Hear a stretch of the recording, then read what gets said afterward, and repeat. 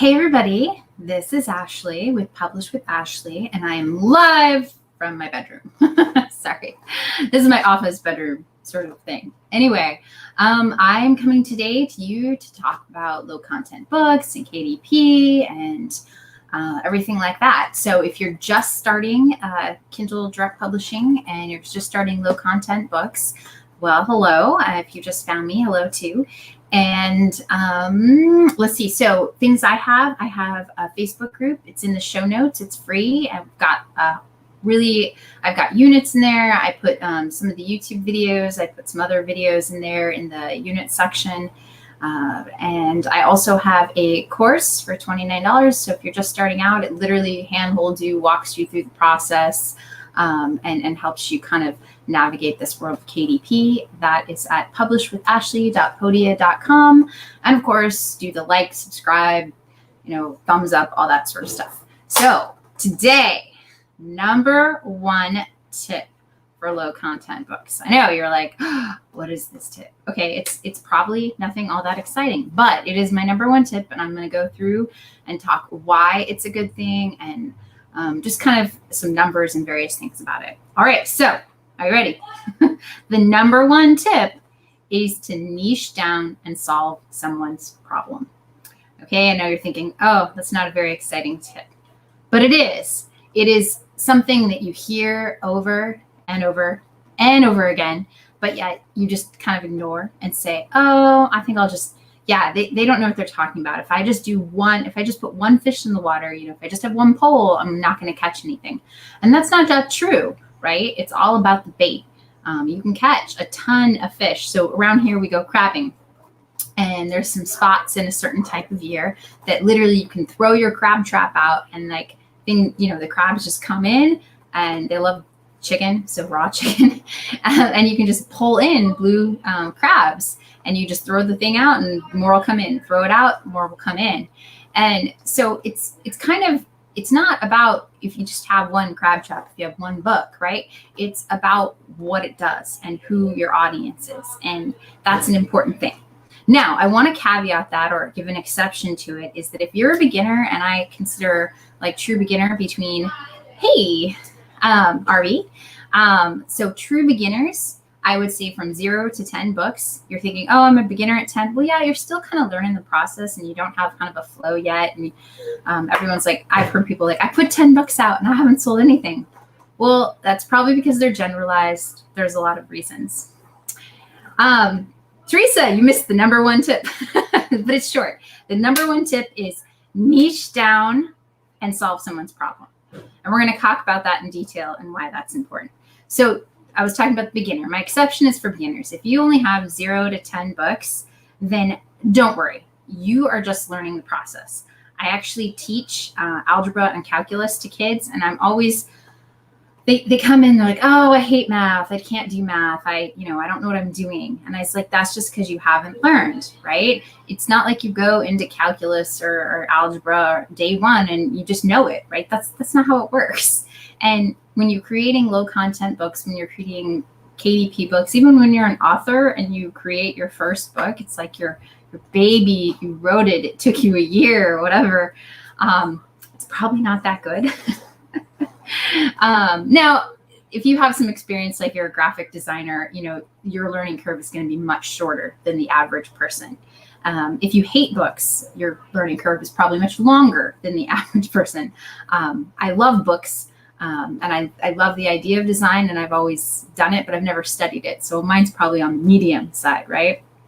But when you're first starting out, I realize that you're learning, give yourself some credit. It's okay. But once you kind of figure out what you've done, once you kind of have your feet under you and you know what you're creating, you want to niche down. Okay, so once you have the basics, niche down. You want to solve a problem.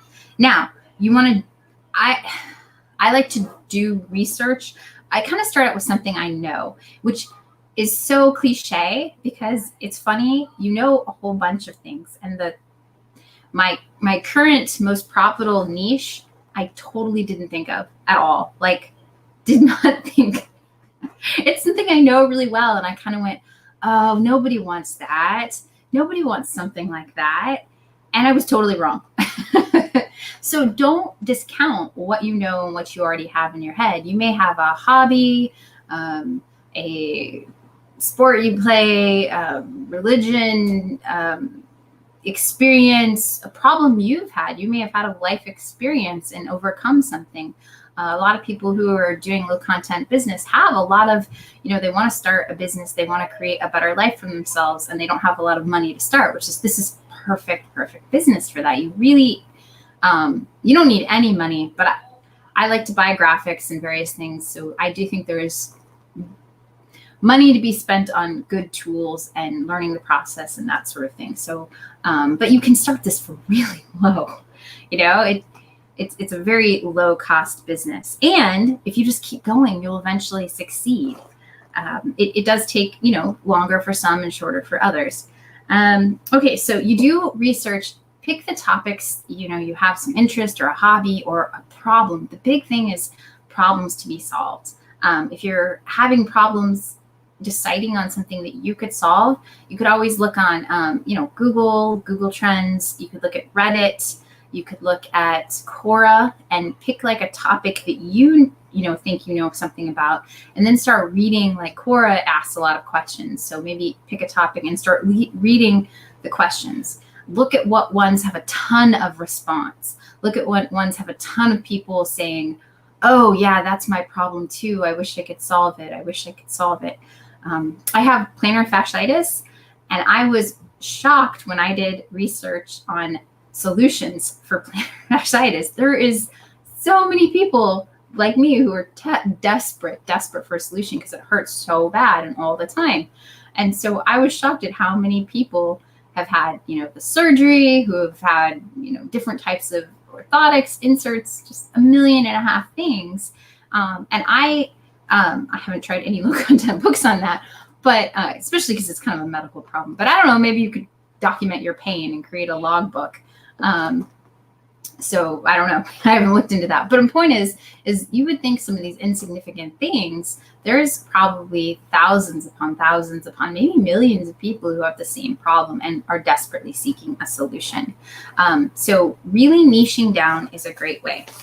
Math was your weakest link. I know, you know what? And I don't think you need higher order math. Now, I can do calculus and beyond calculus. I actually have a math minor, so I can do way too much math. But I think basic algebra, we're not talking complex algebra. I think everyone should have some basic algebra equations because it makes business easier, right? So we're actually going to do numbers today. I know my favorite thing, numbers, but we're going to do that in a minute. All right, so you niche down. Now, niching down does take time. And what you've got to have and this was my problem in the beginning. I did kind of put 1 million things out there, right? Put a bunch of stuff out there, do gifts, do thousands of books, and see, spaghetti at the wall, see what sticks. But what I found out through doing this is the ones where I actually sat down and really tried to solve someone's problem, I spent more time on and did research on, in the sense of just finding a kind of a niche, smaller problem. And I did the work to really create custom interiors and that sort of things. Those are the ones who have been not only consistently my bestsellers, they are my bestsellers. Like I have one book that's been, I sell like 30 to 40 copies a month for the past 5 years, which you think maybe that's not a lot, but my profit on that book is $9 because I put there's a lot in that book. It's not just low content. I would call it medium content, but it's probably not any more effort than it would for that. I knew something about this topic. And I wrote down the actual words, and there's a lot of line spots to say, hey, now you put your thoughts down, right?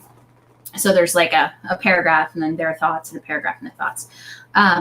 But, 30 copies, at $9, almost $10 is like $30, $40 to $50 a month. So, and sometimes it does a lot better. I'll have often months where it makes $300 a month. So, it ebbs and flows as many things does, but I at least sell 30 copies every single month. And I've done that for 4 years. And then I have a lot of other books that are like that. They're just consistent sellers. And they're not like huge bestsellers. They're not thousands of books. but they're consistent and give me, consistent income every single month. So you've got to be, when you do these more research, it just takes time. Hey, my new people, I have 5 live. So it takes more time, right? And what you've got to be okay with, and this is what my problem was in the beginning, is I tried to do a lot of content that took just a little bit of time. And there's definitely a place for that, especially when you're beginning. I think that's a great place to start. But once you kind of get where you're going, you've got to spend some more time. And my problem, kind of my sticking point was, and I'm sure this is a sticking point for all of you, is what if I spend all this time and it doesn't sell? Yeah, you've got to be okay with that. In 100% honesty, you've got to be okay with just creating something that did not hit the market. Now, there is a good side about something like this. Something like that maybe you spent time on and it didn't seem to work. If you've really done some deep niche research and done kind of long tail keywords, and I'm actually going to create a keyword video sometime this week. So watch for that in my YouTube channel and my Facebook group. That's my next video, but I want to do that not live. Once you kind of do those long tail research, and maybe this book doesn't sell, that you've kind of spent time on and it won't sell, you can put an ad on that, and the ad is pretty cheap, because if you focus down on a really niche topic, like I have one, and I'm so happy. So I put it out there thinking I'd done such a great job researching. Totally bombed. What was really frustrating about it is the title itself was a long tail keyword, and it wasn't even showing up when I type on Amazon for that keyword. And it's like, there was only one other book with this particular niche, one book, and it was doing really well. And so it was so disheartening that it wasn't showing up on the first page, since there was only one book with this long tail keyword. It's not a huge seller. We're talking like 30 books a month type thing. So it's not like run out there and get that. But if I can create a book that's going to sell 30 books a month, like, hey, and I know it, but it wasn't showing up. So I ran some ads because it kind of bombed. And I ran some ads specifically to the keywords I was searching for, basically the title. I did a manual keywords, and I ran them with exact keywords to that title. It was really cheap. I think I spent $2 whole on the ad the past 2 months. Super cheap, right? Because it's very, very, very specific. And I've now, as of this month, so only like 7 days in, I've sold 3 of those books this month. So I decided that about a week and a half ago, 2 weeks ago. And so it's working. I haven't checked to see if it shows up on the first page yet, but I am hoping it will. Right? Yeah, 30 copies. And I was so excited when I found this niche, because there was only one other book, and honestly, it wasn't that good. I was like, I could do better than this in my sleep, right? It was ugly cover. The interiors were kind of crappy. It was a word search, right? So the interiors were like kind of crappy, and I was like, I could do better than this. So I did, and I was really upset when it didn't sell. But like I said, it bombed. But I've kind of locked in some advertising that cost me like just a few dollars a month. And once it starts ranking organically for that, which hopefully it should be, there's like only one other competitor really, then, it will pick up. And I'm hoping for like 30 a month. So that's kind of my aim. Okay, so some things don't work, and some things are gems. Like I did these ones, and there's a book of 5 in a series. You've probably heard me if you've been on my channel. I did 5 in a series, and one of them is total gem. I was shocked at how well this book does. And I was thinking it'd do okay, but it really does really, really well. So I'm really excited about Christmas. I'm so excited for Christmas for this book, because I think it's going to be killer for me. And then the other books in the series didn't do so well. Now, one of the other books is just starting to pick up sales. I've already sold 3 or 4 this month. I can't remember. It's like 3 or 4 this month already. And I was really excited about that. So maybe that was just a slow seller. I think one of the things I have to do to help that one is I need to change its category. I actually have the category I want Amazon to put it in. written down. So like if you want to change a category, there's some categories you can't get into, like, you know, from the drop down in the KDP. They look at certain keywords to pull the book into that category. But let's say you find that category you want to be in, you know, like the state of Missouri has like campgrounds and parks, and I don't know, there's like these really tiny categories you can request. You just have to find the whole chain.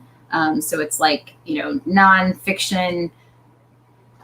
I don't remember what Missouri, like they have something in every single state. It's like, I don't remember. Anyway, but you find the whole chain. So you just look at that whole chain where the book's in, you know, nonfiction, this, down to a certain thing. And you can email Amazon through your KDP account under the contact button. And you just say, hey, here's my ASIN. Here's the whole category chain I want it to be in. Nonfiction, this, to state of Missouri travel guides or whatever.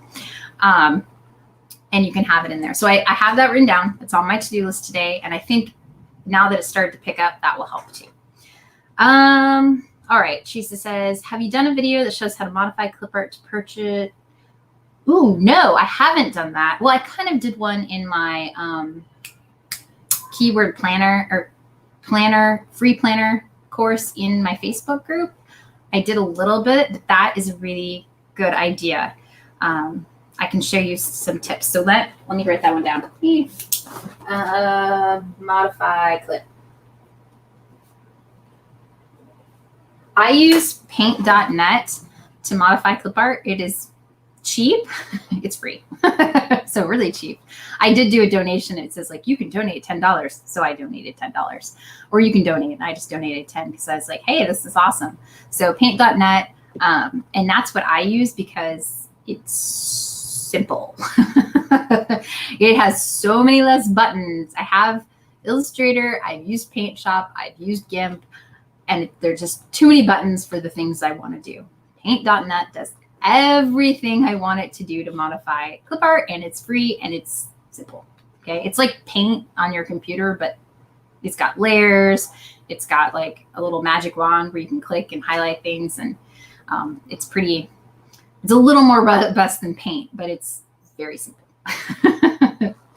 Categories are confusing. I'm scared. Don't even worry. Like, don't worry about the categories in the sense of just pick your category when you're going down in KDP, because the main categories they have to pick from, low content books just sometimes doesn't fit in a lot of those categories. Unless you have something on the front like unicorns or a dog brand, a dog breed, right? If you have a pug in there, I think there's actually some drop downs for like, I don't know if pug, it goes down to pug, but it definitely goes down to dog breeds, that sort of thing. But if you find, one of the other ways I look for categories is sometimes I can't figure out what category it should go in. So I look at my competition and look what category chains they are in. And then I kind of do some research based off of that. Some of them, they don't make sense at all, because Amazon, like I said, will pull from your keywords and toss you into categories. It'll add you to categories. So sometimes you see people in categories they shouldn't be in. And honestly, it may not be their fault. They may have picked a category that was wrong for them, but they may not have. Amazon might have just tossed them into some obscure, weird category. I had something like sperm whales on the cover. It was a sperm whale, right? And it got thrown into a category which should not be in. So occasionally Amazon messes up, right? It was really funny. I was like, oh, okay, that's interesting. So don't worry, you can be in weird categories and it's no big deal. But if your book is like, so when you're doing these more specific niche type problems, you're going to find that you can hone down on categories much more. That's actually a great idea. I should go through categories and show people how to do this. That is a great idea. I don't want to do that live, but that's a great idea to show something you can, and it can even give you some ideas of things that maybe you want to create. That's kind of a searching down the rabbit hole. Yeah, I know. Sperm whale. Isn't that great? I was like, I don't think it should be in that category because it's very innocent what I was doing. Anyway, that was really funny. Okay, so here's my section of math. So find gems, right? So you find things that do really well. When you do these research ones, you have losers that you can help with some ads, and it's cheap to run the ads because it's a very specific topic. And then you also find gems, right? So I want to talk about gems. So they don't have to be ridiculous, okay? So let's talk, if you're doing something specific and something just with a little bit more time than you spent on the interior, then let's say you do $9.99 for a price point. There's 120 pages. And so your profit margin for $9.99, 120 pages in dollars is $3.70. In UK, it is 409 pounds. So I'm going to stick to dollars for the rest of it, but just so those in UK can kind of get the comparison there. If you were to sell one of those books a day, so for 30 days average, right, you would make $111 a month. Okay, so $111 a month. Now, let's just say you spent some time, you made 20 books that were getting you 30 sales a month, right? And you think, oh, I can't even sell one. But I'm telling you, when you get down into some more specific topics, 30 a day isn't that many. There are 30 people a day or 30 people a month searching to solve their specific problem. In Google, in Amazon, there's a lot of different people searching for a problem. And like I said, you're going to get some winners and some losers. But let's say you create 2 of these a month. Okay, so just 2 books a month. We're not talking like mass amount of books here. 2 books a month, and 20 are good, and 4, yeah, they totally bombed. So that's okay. And in the beginning, you might have 10 that bomb and 10 that do well, but whatever. You get 20. That's $111 a month times 20. So that's $2,220 a month, which correlates to $26,640 a year. So you can make $26,000 plus a year, dollars a year. Did I say that right? On 20 books. 20 books. 20. Okay. Now, they are going to be more specific. They're going to be more targeted. You can charge more for them. So let me go through why I think this is cool. You don't need 1 million books. So if you find 20 problems that people want solved, and believe me, there are more than 20 problems in the world. There's billions of problems in the world, right? So you find 20 books or 20 problems out there, and you just need 30 people a month to buy into each of those.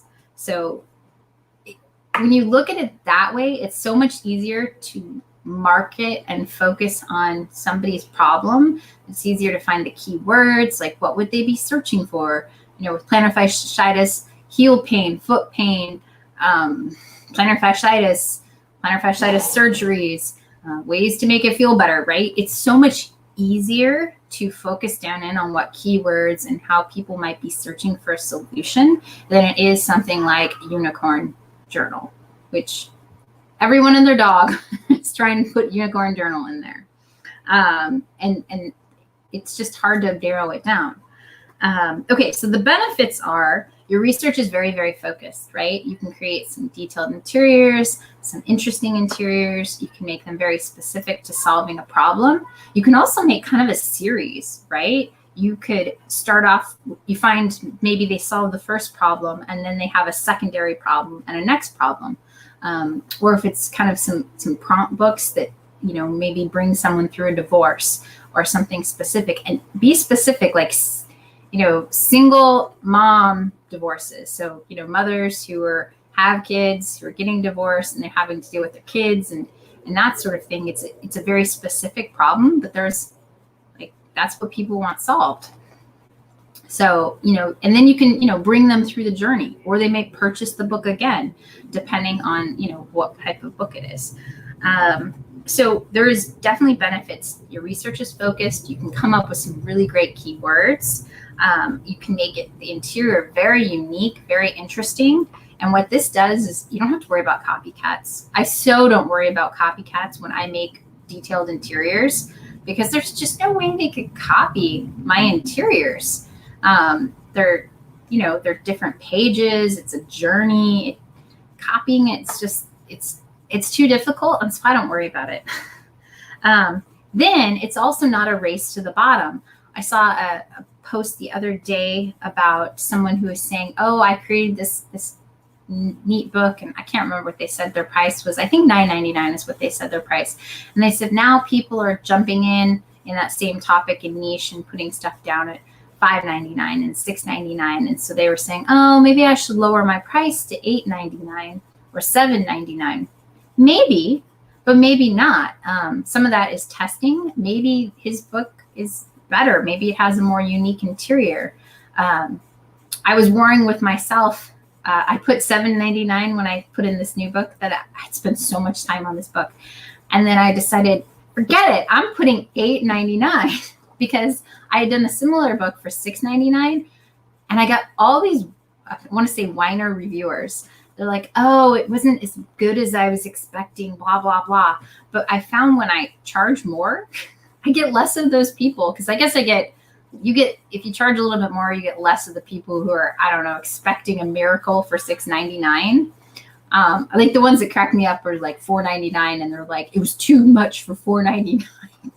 I'm like, I don't know what they're expecting for $4.99. So, you know, you get kind of less of the whiners on the higher end. You make more, so that's nice. So I actually did a comparison. If I charged, you know, $6.99 versus $8.99, the profit margin was like $1.25, $1.30 or something like that difference. And I decided I could sell, you know, quite a few less books and make more, and I get less complainers. So I decided I'm going to go. This is very niche, very topic anyway. So I decided I'm going with $8.99, and hopefully I'll weed out the whiners. Let's see. What other things? Advertising. So, so you're not racing to the bottom. That was the whole point of that, brands. Advertising is so much cheaper with those long tail keywords. I kind of already have hit that with my example before. When you have long tail keywords, long tail problems, the advertising is so much cheaper because you're not trying to focus on everybody. You're not trying to get the unicorn journal. You're trying to get the single mom who loves unicorns and is going through a divorce. I mean, I'm not saying do that, but I'm just saying that there's a certain type of person looking for that. Okay. You can charge higher prices. So that's $7.99, $9, $12.99. I have one right now that I'm almost done with. You probably heard me whine about this. I'm almost done. It's taken me forever to get this book done. And I'm going to sell it for $12.99. So that's a really good profit margin. And I was kind of debating with myself, like, oh, this is a lot. You know, what if people don't feel they get value? So I decided, okay, I'm going to make this really valuable. With that $12.99 price point, I think the book right now is at 117 pages, something like that. I decided I'm going to add some coloring pages throughout it and some quotes and stuff. So, you know, for an extra hour of work to create some just kind of mandala type coloring pages with quotes and stuff like that, you know, that's going to be perceived as a high value, and it's going to add a few more pages. But at the $12.99 price point, then, you know, people feel they have value. It's not just a book with words and prompts and all this stuff. They have some coloring pages too, right, as a bonus. So I decided that, you know, for an extra hour of work, which is a huge perceived value to the person and less perceived value to me, since I can create what I think and what I want to do in an hour, but it'll be a high perceived value to the person. So I'm feeling better about charging $12.99. So it was kind of assuaged my own conscience, but I think it's honestly worth $12.99 without the coloring pages. But I decided that would make me feel better inside. Okay, let's see. I've got some, oh, I lost my mouse. Where did my mouse go? Sorry. There we go. My mouse came back. I have some questions here, I think. Okay. Okay, Teresa, I did miss one of yours. I have a mermaid pattern, no content composition book that's selling like crazy. I don't know why. You can always get lucky. No content, low content. I have a few low content that, yeah, are selling like crazy in the UK. And I don't know why either. It's something, it gets picked up by the algorithm. And then people buy it, and then someone else buys it, and someone else buys it, and then it just ranks organically. So be happy. Like, getting lucky is awesome. But I found that consistent sellers, the ones that, like I said, consistently sell for year, aren't my get lucky ones. They're ones that I put, time, advertising dollars, and not mass amounts of advertising dollars, and, some research into. Okay, so there's lots of ways to do this business. You can create thousands and thousands of books. More power to you. I have thousands of books. I enjoy creating just whatever my mind comes up with. So sometimes I have an idea. I think it's a good idea. Sometimes it is. A lot of times it isn't. But that's okay. I enjoy doing it. They sell, one a month or whatever, or randomly. I had one book sell the other day that has never sold. It's been out there for like 3 years. And I was like, oh, look, it's sold. Whatever. Yay, right? But you can do that, or you can kind of, like I said, my number one tip is, once you know what you're doing, is to niche down and focus on solving people's problems. There's other benefits, like you can create a brand from that. You can create a series from that, and, start getting people's email addresses and that sort of thing. So those are my tips for today. Okay. Wow. I've chatted for 30 minutes straight. That took longer than I thought. It always does. I barely can talk to myself for 30 minutes.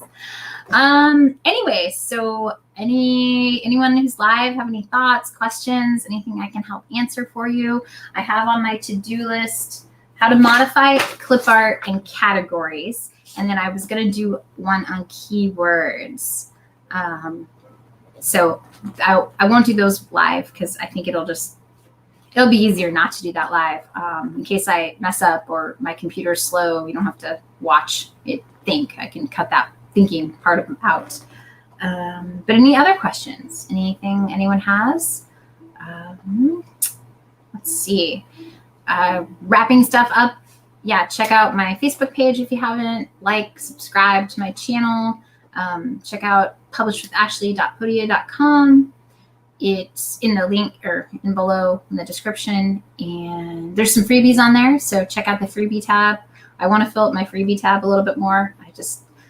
It's busy. It's Q4. I have to get everything I want published. Oh, that's, I guess, another tip. This is just a random tip. It's been taking a long time for things to go through KDP. I have it wasn't even really low content. It had like a repeating page, and then it was a coloring book. So it had, a repeating page, new coloring page, right? So it was pretty content, but that took 5-6 days to go through. So things are going through slow. So if you want stuff up for Q4, I would try and shove it all through in October because things are really slow right now. Let's see. Wow. Okay. So Teresa's got stuff. You sold 193 copies of the Mermaid composition book. Yay! Oh, wow. That is amazing.